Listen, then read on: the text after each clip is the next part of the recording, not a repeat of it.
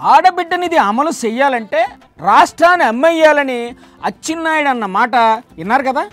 Already అక్కడ చంద్రబాబు రాష్ట్రాన్ని అమ్మడానికి పెట్టేశారు, మంచి బేరం కుదిరితే అమ్మడానికి రెడీగా ఉన్నారు అని అంటున్నారు కేతిరెడ్డి గారు. నమస్తే సార్, చెప్పండి. చంద్రబాబు నాయుడు ఒకటి చెప్తాను చెప్పండి, ప్రతిదీ తనే కనిపెట్టాను అంటుంటాడు. అవును, అలా చెప్పడం ఆయన హాబీ. సైబరాబాద్ నేనే అంటాడు, ఆర్టిఫిషియల్ ఇంటెలిజెన్స్ అంటాడు. అవన్నీ పాతాయి సార్. ఈ మధ్య ఇంకా కొన్ని కొత్త ఐటమ్స్ కనిపెట్టారు ఆయన, తెలుసా మీకు? క్వాంటమ్ వ్యాలీ అంటున్నాడు. అవును, అమరావతిలో క్వాంటమ్ వ్యాలీ పెడతారంట.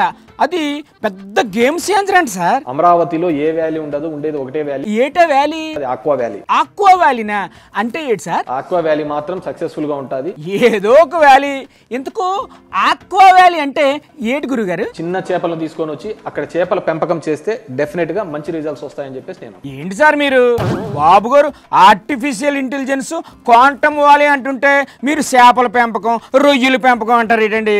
చంద్రబాబు నాయుడు గారు నోటికొచ్చినట్టు చెప్పి ఈ రోజు ఎప్పుడైతే హామీలు అమలు చేయాలనుకున్నప్పుడు వచ్చేకల్లా రాష్ట్రాన్ని అమ్మేయాలా, ఇది అమ్మేయాలా అనేది చెప్తున్నాడు. నిజంగానే అమ్మేస్తారంటారా రాష్ట్రాన్ని? చంద్రబాబు నాయుడు గారు ఆల్రెడీ ఫర్ సేల్ పెట్టేసినాడు. అవునా? నాన్న నమ్మను సార్. ఆల్రెడీ ఆంధ్రప్రదేశ్ రాష్ట్రాన్ని చంద్రబాబు నాయుడు తెలుగుదేశం పార్టీ కూటమి ప్రభుత్వం ఫర్ సేల్ పెట్టేసింది. వాయమ్మో, ఇది ఎక్కడి పితలాగం అండి? రాష్ట్రాన్ని అమ్మకానికి పెట్టడం ఏంటండి బాబు? ఎవరు కొంటారో ఏటో అంత గందరగోళంగా ఉంది.